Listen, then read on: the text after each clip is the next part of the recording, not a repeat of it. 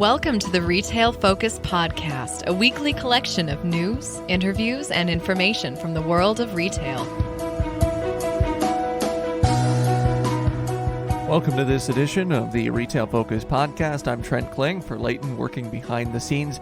Coming up on today's show, we'll be joined by Badcock Home Furniture's VP of Retail Operations, Mitchell Stiles.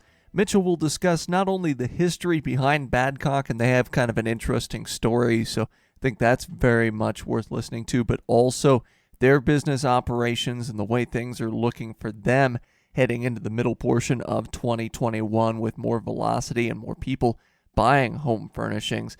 And he'll talk also about things like supply chain challenges and their dealership model as well. In news, we'll discuss Kroger's recent earnings call, and we'll look ahead to seasonal sales for the July 4th holiday.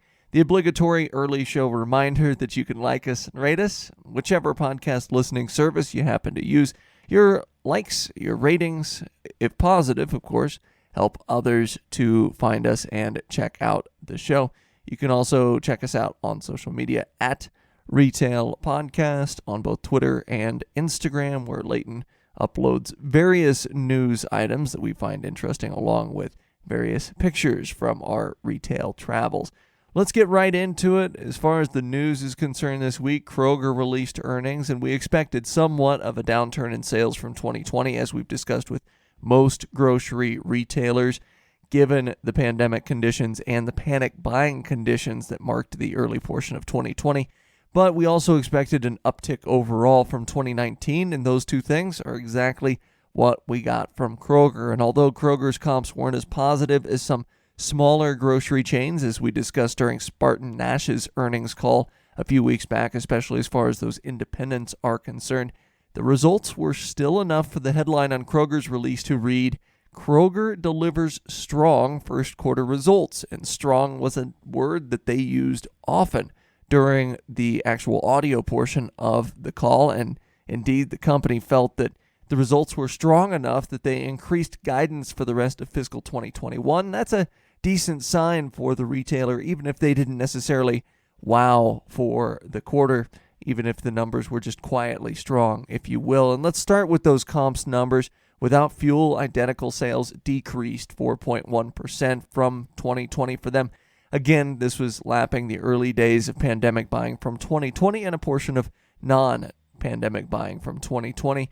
On a two-year stack, though, and this is what most retailers are interested in, what most retailers have been talking about, comparisons to 2019 here, their identical sales increased 14.9%, which is, of course, a substantial jump for a retailer as large as Kroger. Digital sales, too, saw some slowing in terms of growth, although it was still up in comparison to overall comps and hopped up 16% from a year ago. Digital sales are up 108% for Kroger in the first quarter on a two-year stack basis. Now, if you look at overall company sales, it certainly doesn't look like much of a decrease.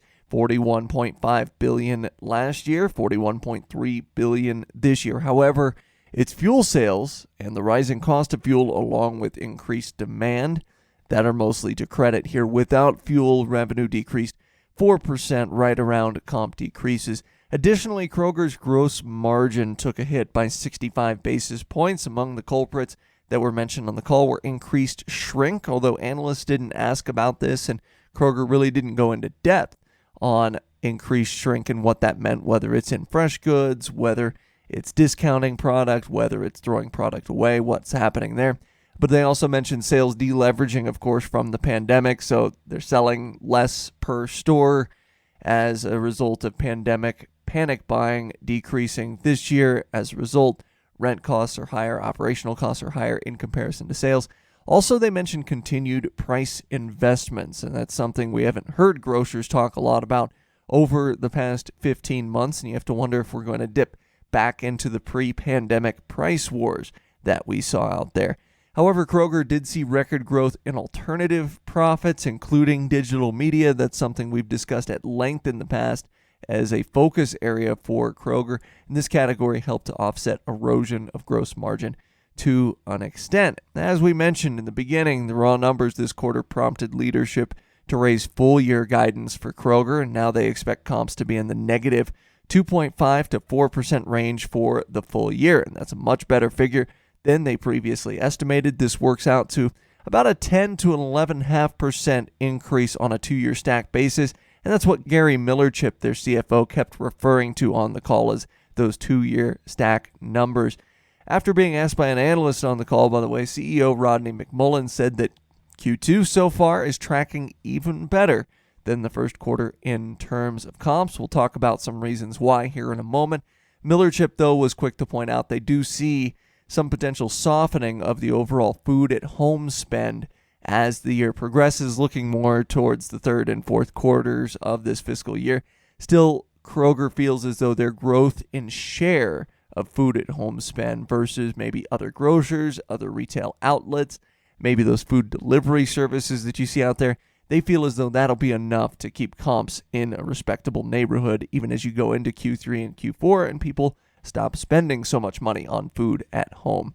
Earnings per share estimates for Kroger for the full fiscal year now fall between $2.95 to $3.10 per share on an adjusted basis. That's after coming in with a number of $1.19. This quarter, analysts expected 99 cents, so a 20-cent beat there compared to Zach's consensus estimates. Now, we've gotten the numbers out of the way. As far as the more interesting stuff, let's talk about their initiatives and what they're seeing in store, also what they're seeing from some of their shopper data. First, as far as Kroger initiatives are concerned, they continued to scale up their private label offerings with increased velocity. They released 253 new items during the quarter. Many of these items happened to align with fresh, and fresh was probably the most mentioned word on the earnings call after strong, especially seasonal fresh produce categories and other seasonal specific verticals. And Kroger said they wanted to hit the summer cooking season hard, try to capitalize on some of these seasonal effects as people gathering more in backyards and the like, gathering potentially for July 4th celebrations as well. Now, something they reiterated on the call was their expanding partnership with 80 Acres Farms, and I think this is interesting and something to note for the retail food industry, for the grocery industry, especially as it pertains to produce. 80 Acres Farms is a vertical indoor farming company. So basically, these vertical indoor farming companies work a little bit differently, but what it looks like for them is basically you've got a warehouse space, it's several stories tall, and they're growing things like lettuce, for example, on these large racks.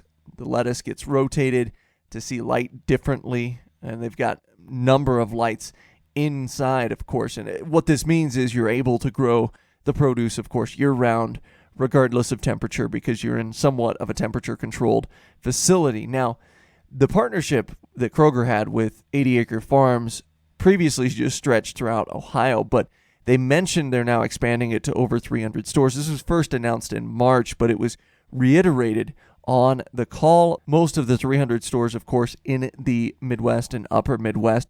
And Kroger feels as though the benefit from this partnership, it's not just mentioning, oh, hey, we're partnering with this company that sells a lot of organic food, that sells a lot of locally created produce. It's not only the ready availability of this, what I call non-tree produce year-round. Basically, again, you're looking at a lot of greens as an example there, but also the fact that 80 Acres Farms model allows for lower shipping distance and time, which means greater shelf life and, in theory, lower shrink for Kroger. If you look at it from Kroger's perspective, 80 Acres Farms has, let's say, 3 warehouses in the Cincinnati area. I say let's say, they do have 3 warehouses that grow food in the Cincinnati area. Of course, Cincinnati right in Kroger's wheelhouse. So those stores, of course, are going to benefit from sourcing lettuce and greens, things that easily spoil from 80 Acres Farms in those areas versus maybe sourcing those same products from Mexico, California, or Texas. So again, lower shipping distance and time. Of course, carbon footprint gets mentioned in the press releases, but at least as far as the bottom line is concerned for Kroger, you're throwing less of it out because it stays fresher longer, again, in theory. And as 80 Acres Farms expands to other warehouses throughout the upper Midwest, Kroger similarly seems to expect this partnership to expand. Now, as an extension of this, Kroger announced a supplier accelerator in the quarter. What this does is this allows local suppliers an easier pathway into Kroger stores. If you talk to anyone in the supplier field, anyone especially in the produce field, they will tell you it can be difficult to break into stores for one reason or another. And Whole Foods has always been kind of the go-to for these outlets and operations, but we've seen Whole Foods since the Amazon purchase. They still source food locally, of course, no doubt about that, but it is more difficult for local suppliers to get into Whole Foods, especially since the Amazon purchase, especially since they're keeping an eye on margins. So far, though, Kroger, since launching this accelerator program, they've received over 1,000 applications from potential suppliers. So once again, a good thing for Kroger in that, in theory, you're sourcing things fresher if you're getting them from local suppliers throughout the country for your various brands. And again, it's a win for these suppliers as well, able to kind of crack that nut in terms of getting into a large grocery store chain. One other focus for Kroger has obviously been digital. We talked about digital sales being up year over year 16%. They continued to work on this front during the quarter. They ended the quarter with 98% of Kroger households covered by pickup and delivery. Some of their smaller legacy locations, especially in the rural plains, have yet to adopt it, but for the most part, it's now universal. They work to reallocate staffing as well in order to accommodate a 15% increased pickup capacity for them, and this resulted in more time slots being added around high volume times during the course of the quarter. Also, credit to their associates too, because their picking time also shrank by 5%. Associates becoming more efficient with this, what's relatively a new job in the retail industry. Now, not completely new, because you could argue that, say, Sam's Club has had a program like this even via fax for a long period in time. But as far as grocery is concerned, certainly in the history of grocery, this is a relatively newer role.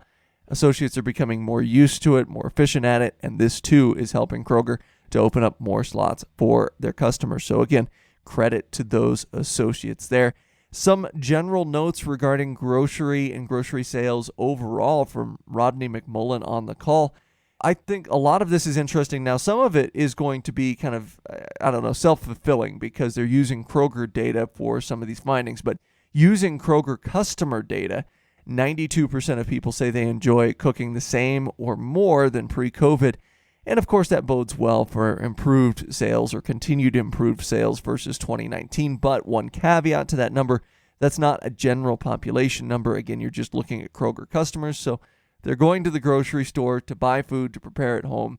Of course, they're not as likely to maybe eat out as non-Kroger customers might. Now, this has parlayed itself into continued strength for Kroger in terms of base food categories, especially meat, produce, and natural foods, all of which have been strong categories, not only throughout the pandemic, but also in the most recent quarter. And this is versus prepackaged or pre-prepared foods, which is also something that you saw fly off the shelves in Q1 of last year. So meat, produce, natural foods, not only something that Kroger hitting in ad campaigns, but also they're seeing a lot of sales regarding those categories because of all the people preparing food at home. Additionally, they've seen customers increasingly trading up to premium products. Now, this is something that industry analysts have been split on. Basically, the argument between value versus premium as 2021 moves forward. And indeed, earlier this year, we had two guests on the show that each had different takes on this based on their own data. So it depends on what data set you're looking at. At least as far as Kroger is concerned, they are seeing this trading up phenomenon as 2021 extends. Will it continue once the stimulus money kind of tails off? That remains to be seen. They feel pretty confident in it continuing, however leadership does. What Kroger has specifically seen is trading up within private labels. So, for example, customers may be eschewing the traditional Kroger brand for Private Selection and Simple Truth, which are their elevated and organic store brands, respectively, and something that they feel very confident in. Speaking of which, they said store brands actually performing pretty well in terms of overall share. Analyst asks on the call, they said, hey, Nielsen data suggests private label product sales might be going down as a share of overall grocery sales. Kroger said, hey, that is not the case. Both McMullen and Millerchip on the call said, hey, our private label sales looking very good. Thank you very much. And there's a lot of trading up there, which is in turn increasing their margin. Now, additionally, 50% of Kroger customers say their holiday shopping and gathering habits will return to normal by the July 4th holiday, which is important because we might see sales expand throughout the grocery industry for those July 4th cookouts that are maybe happening this year. The larger gatherings may be happening this year that didn't have a chance to happen last year. Because of customers' focus on fresh goods and also, as I mentioned, their marketing push towards fresh, the whole fresh for everyone tagline for all of their brands, they continue to attempt to grade out stores based on produce quality and appearance, based on fresh quality and appearance for meats as well. So that's something that they've got internal metrics on. They say their internal metrics are improving on that front. And of course, those partnerships that we mentioned with various local suppliers can only help those initiatives. And although they didn't mention it during the prepared remarks, they were asked about inflation during the Q&A, and they had a more nuanced take than what we've heard from some grocers.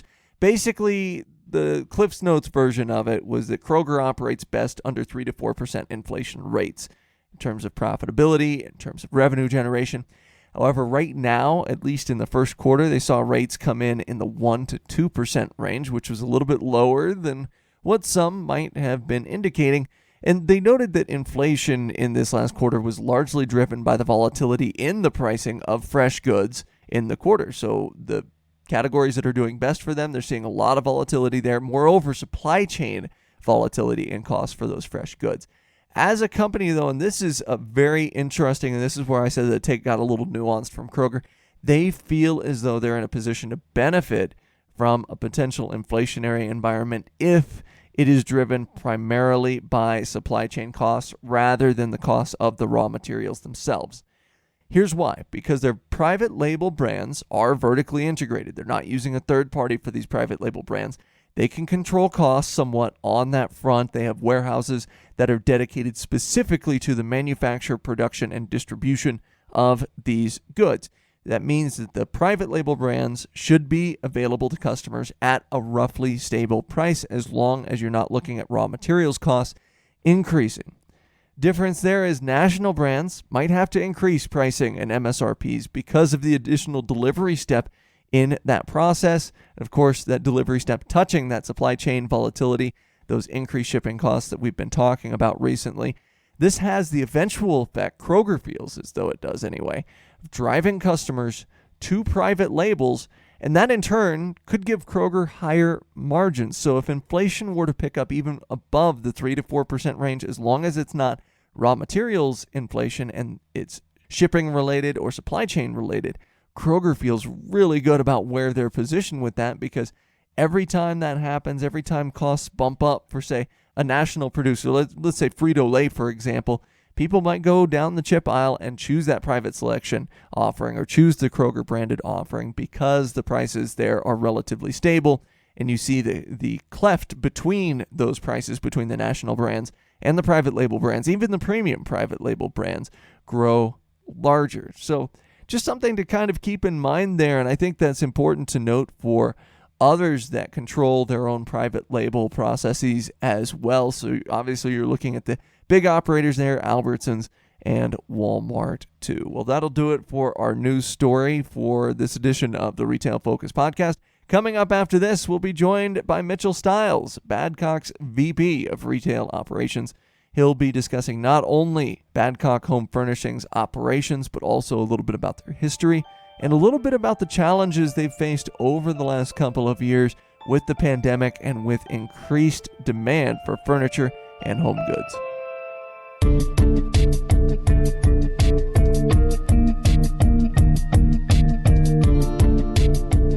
Regular listeners know that we enjoy discussing what are sometimes termed as legacy retailers. One such retailer is a staple of home furnishings retail in the U.S., particularly in the Southeast, and that is Badcock Home Furnishings. We're pleased to be joined today by Badcock's VP of Retail Operations, Mitchell Stiles, who is here to discuss not only Badcock's history, but also some new initiatives at the retailer as we head into the middle of 2021. By the way, he's been with the company since 2000 as well. Mitchell, thank you so much for taking the time to join us today.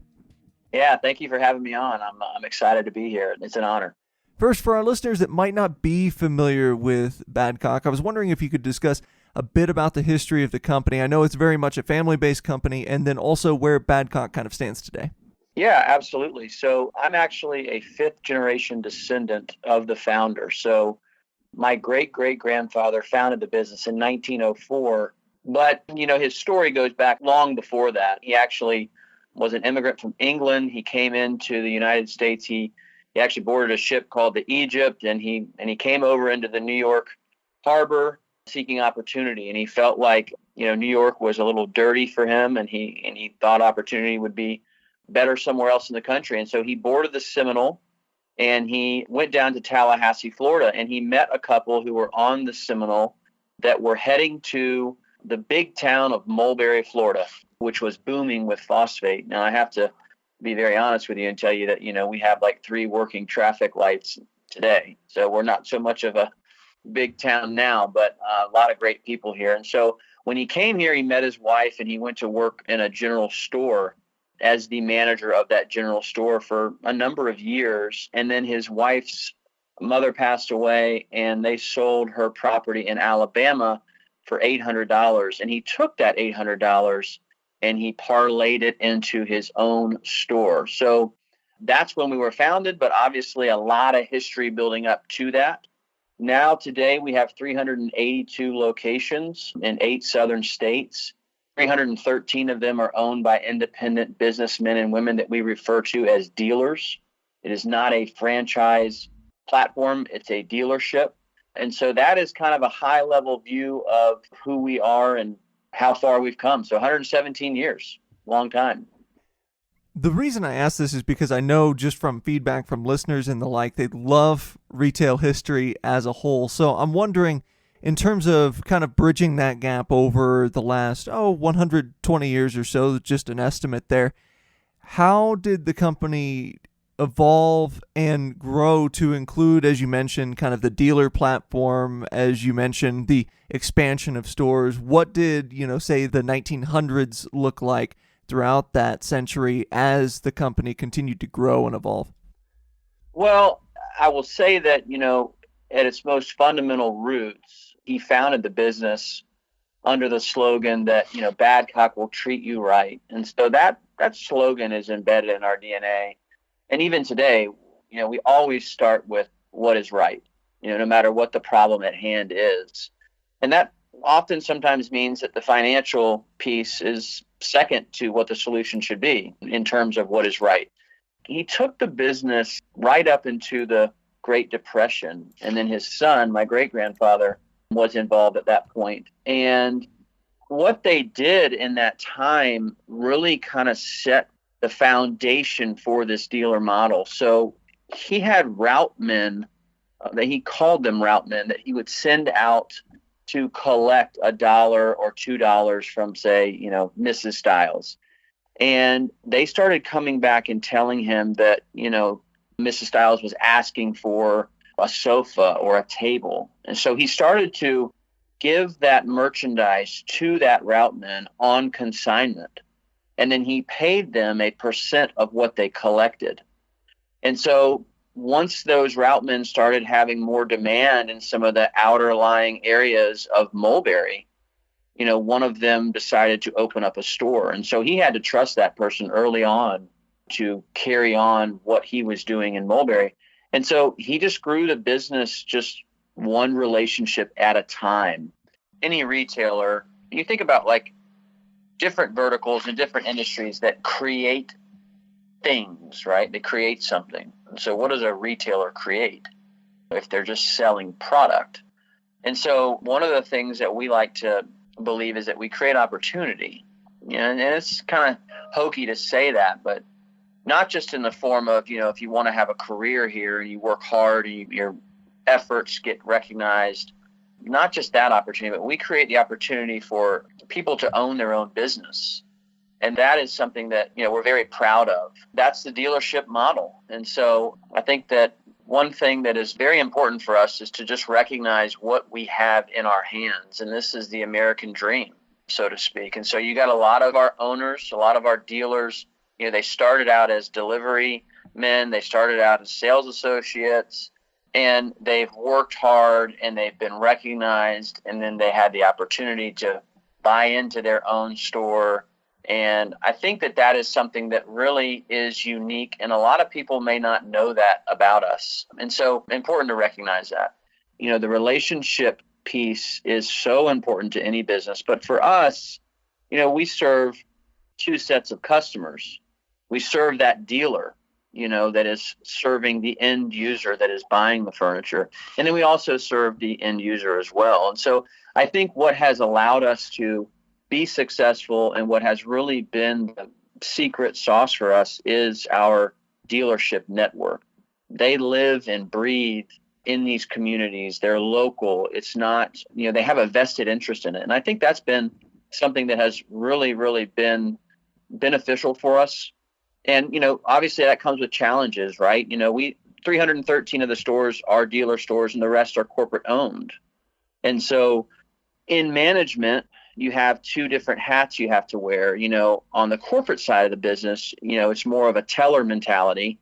And that's, we have sellers and tellers. I mean, we don't take that approach, but that's the easiest way to explain it. I walk into a corporate store and we say, here's the recipe, here's how it works, this is what we do.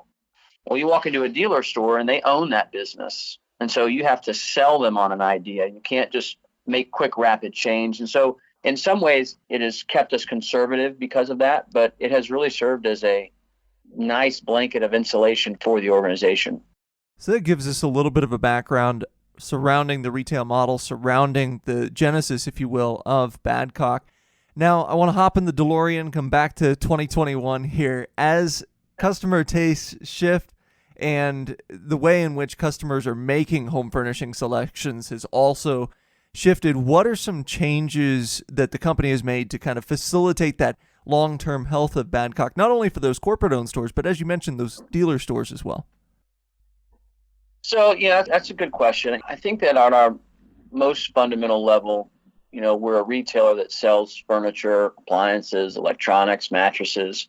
But, we also have this vertical within our business of ownership, becoming a dealer and owning your own business. And I think that the biggest thing that we have done over the last 50 years, I would say, just to pick a number, is that we changed the compensation of the dealer network.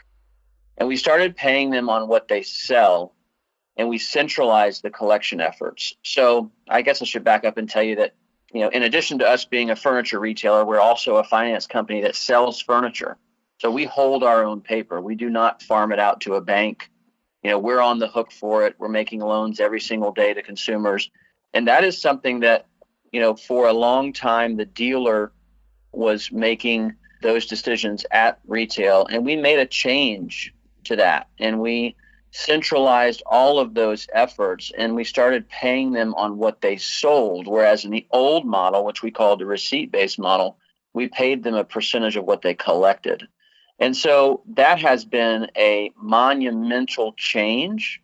And from it, the focus at retail has really changed. And so the last few years have been an incredible run of growth for us. We've opened up over 30 new dealer stores.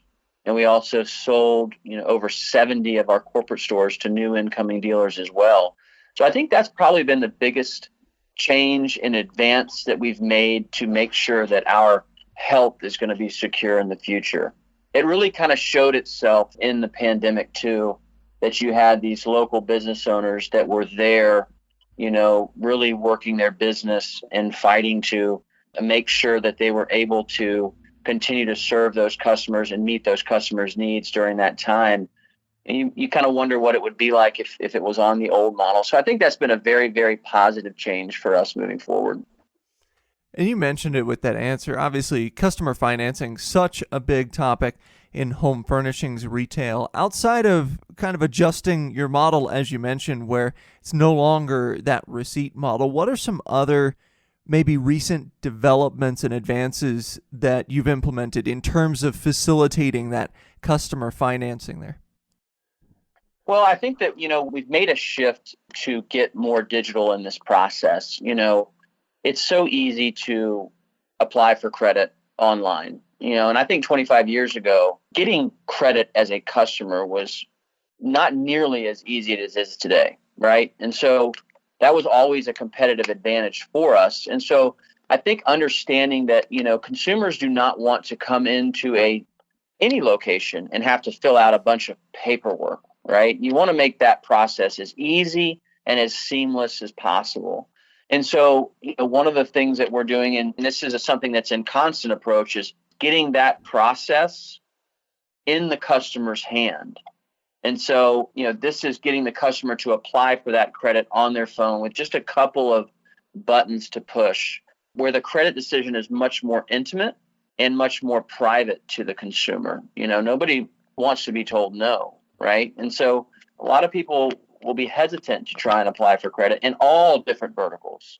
But really getting it in the consumer's hand is something that we have really strived to do. And I think that that's going to be something that really benefits us long term. I believe that, what we're seeing is that the easeability of applying for credit goes up, when you make it such that they can do it right there on their phone. So that's going to be something that we continue to try and sharpen and hone and just make as easy as possible. Verify identity and let's go buy some furniture. Well, speaking of buying that furniture, I know that Badcock has released a number of new product lines, especially over the last few years. And I was wondering if we took a step maybe away from the financing aspect, if you could give us a bit of a macro level view in terms of what that process looks like for you when new product lines are launched, from both the conception of that product line to inclusion in the stores and ensuring that dealers have everything that they need to make sure they're marketing it properly. Yeah, so, I would say a few things here. We have a buying team, just an incredible group of guys and girls that are constantly working on new builds within the merchandising space. And we're able to buy year round and develop product year round, which allows us to be very nimble in that aspect. There's two furniture markets in High Point, North Carolina, one in April, one in October. Now, COVID disrupted that. We're at market last week. And then you have two markets out in Las Vegas as well. But us being able to work directly with manufacturers and with our supplier partners allows us to be, I wouldn't say on the cutting edge, but it allows us to just be more, as I said earlier, a little more nimble in that regard. But one of the things that we do is we involve retail in the process. So they drag me around at market and some other folks we have from retail. And that allows a little bit of a voice from the retail side of the business. But, where the rubber meets the road is in the stores. And so we just recently launched a new product line that we called the Stanhope. It's better quality goods. Our founder, Henry Stanhope Badcock. The Stanhope line has been very well received in the stores. And when, we have an annual show that we have with our dealers. And then we also have, monthly calls with our dealers. We have 2 in-person meetings outside of that annual show with our dealers as well. In fact, I'm leaving tomorrow to head up to North Carolina, where we will start that road show that will last about 10 days. And, when we launched the Stanhope, we did it for a number of reasons, right? But one of the feedbacks that we got from the stores is that, we could sell higher priced, better quality goods, quality. And so by listening to our business partners, the dealers, we were able to make a major merchandising shift and initiative to launch this product. And so they were bought in from the start. And then when we roll it out at retail, that's something that has changed that I have seen in this space, is that 10 years ago, 15 years ago, let's say, you had a lot of vendors that were involved in the stores training and developing. And you don't see that as much now. And you certainly don't see it when we go direct to a manufacturer and we are building something our own. So it's on us to make sure that the associates in the stores understand the features and benefits of that product. And so little snackable videos that we push out. And this is an initiative too that we're still working on, but we want those videos to be uploaded onto our website as well, so consumers can see them, very easy to digest. So we really just want to try and involve the stores and retail as possible, But we also have to guard against and just recognize the fact that Mitchell Stiles, I am not a buyer by any means. And so, respecting those buyers' decisions and their expertise for what they are and just merely giving them an opinion here and there when asked. But we have a really good team and a good process in place for product. So before we hopped on here, started recording, you mentioned you've spent the last few weeks, obviously you travel a lot, but you've seen some ribbon cuttings. You've seen, during your time at Badcock, certainly expansion, as we've discussed. As you look back at the last, 10 years or so, what is maybe the thing that you're proudest of, or maybe a couple of things you're proudest of Badcock accomplishing as a company? I think that, transitioning the business from the receipt-based model to what we call the sales-based model would be and will be one of the largest accomplishments that we've had here as an organization. I mean, just the blunt change of that was tremendous to the organization, and it wasn't easy, right? I mean, we changed a tire going 80 miles an hour down the road. And so all of the work and the effort that went into that with our partners and internal associates that were on that team, I think that's the biggest accomplishment that we've had as a company. Now, that said, also weathering this pandemic. We happen to be open long enough that, we've been through 2 pandemics as an organization, and there's certainly there's no playbook laying around on how you navigate through it. And we've seen a lot of businesses and a lot of industries be affected by this differently than we have. There's been a big demand in the home, and that can serve as a benefit to us. And it's just been very hard to navigate through that. But getting through it, as we sit here right now, we have over 90,000 pieces on back order.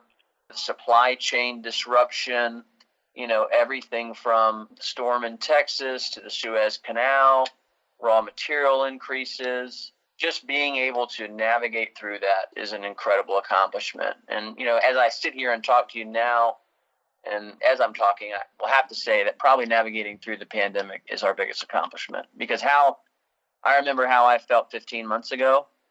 And I think we all had that moment where, we all kind of held onto the railing and wondered what it was going to look like.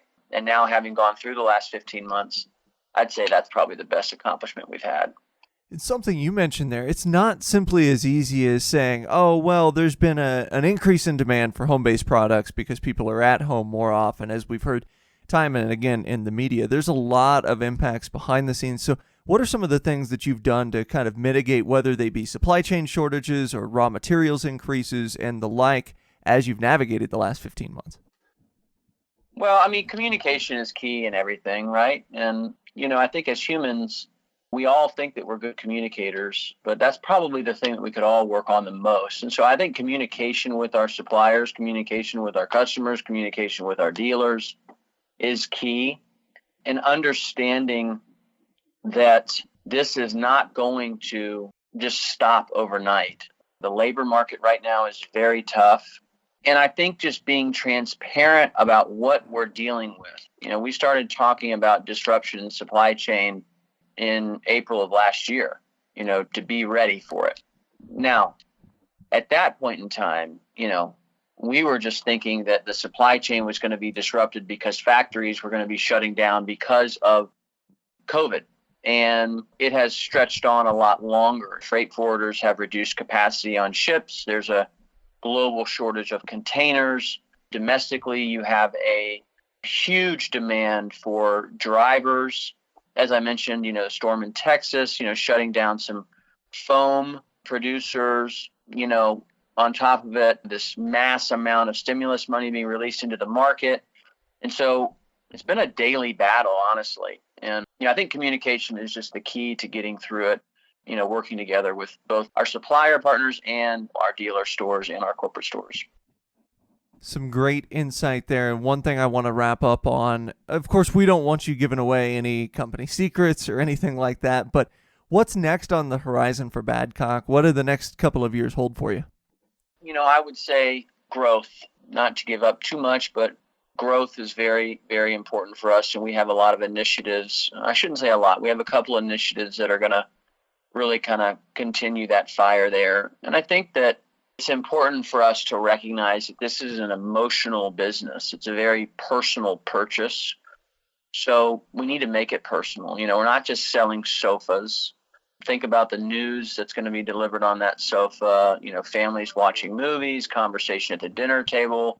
There's just a lot of personal aspects to what we do. And the most sacred place is a home. And so we have to keep that in the forefront of our thought process and our approach to the consumer. And so we are going to be getting a lot more personal in our message to the consumer. So that would be my two little secrets there, if those count. I think those are secrets enough. Well, once again, Mitchell, I appreciate you taking the time to join us today. It's been a fantastic conversation, and I know our listeners have enjoyed a lot of hearing about not only the past, but also the present there at Badcock. Yeah, and thank you so much for having me on.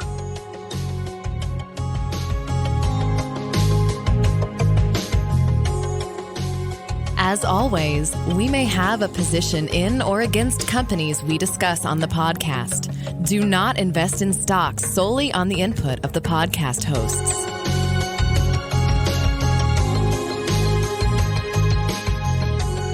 We thank Mitchell for joining us. It's an engaging individual, to be sure, and again, a longtime family-run business. He's a member of that family, but you could really tell, and I could tell just talking to him off of the air, how much he cares about the company, how much he cares about the organization. And it's something where we don't really talk about them a whole lot on the show because they are a private company. But again, over 380 locations in the southeastern United States, many of those dealer-based locations, and they continue to see success as they move into the last half of 2021. Well, it's time to look ahead at a story we're keeping an eye on over the next week, month, or year. And just as we do nearly every time during this time of year, but especially the last couple of years, I'm looking ahead at fireworks sales surrounding July 4th. Fireworks and this type of seasonal retail can often be overlooked, just like Halloween sales or those pop-up Halloween shops sales can be overlooked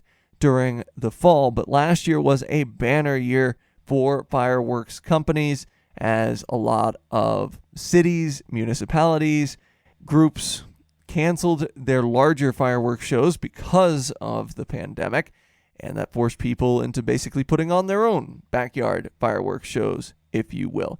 Now, the question this year is not necessarily about increasing sales. One would think that sales to consumers, not necessarily sales to cities and municipalities, for example, would decrease, but mainly about supply chain, something we've talked a lot about. Of course, with so many of these fireworks coming from specifically China, shipping has been slow on these.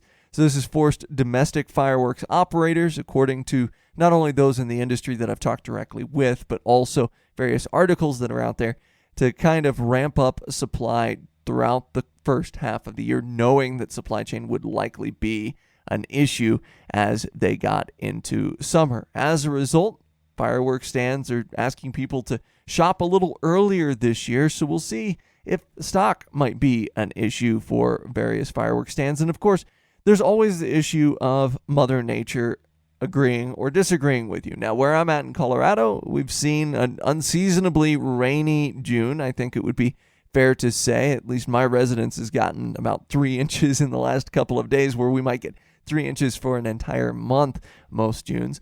But in other areas of the country, certainly it's been dry. You have record heat going on in the northwestern United States, so you certainly wonder how that's going to affect sales in terms of local fireworks regulations. You also have certain areas and states, for example, Ohio, allowing additional fireworks and additional types of fireworks to be sold. So there's a lot of other impacts that go on beyond just the household demand for fireworks, but I am interested to see exactly how demand for fireworks shakes out over the next week as we approach the July 4th holiday. Again, more people having the larger family gatherings. Maybe they decided last year those home fireworks shows were fun and they'll just invite more people over to do it. Maybe we'll see sales tail off, at least to the general public this year, and you'll see more of the wholesale sales to the larger cities and, again, the larger fireworks shows companies maybe going up. So anxious to see how that'll work. And like I said, I've got a few connections in that industry, so might be a story we'll follow up on if notable over the next couple of weeks on the podcast. Well, once again, we thank Leighton behind the scenes from Mitchell Stiles as well from Badcock for joining us, and we'll see you once again approximately 7 days from now. This has been the Retail Focus Podcast. For more, visit our website at retailfocuspodcast.com and subscribe on iTunes or Stitcher. Follow us on Twitter at Retail Podcast.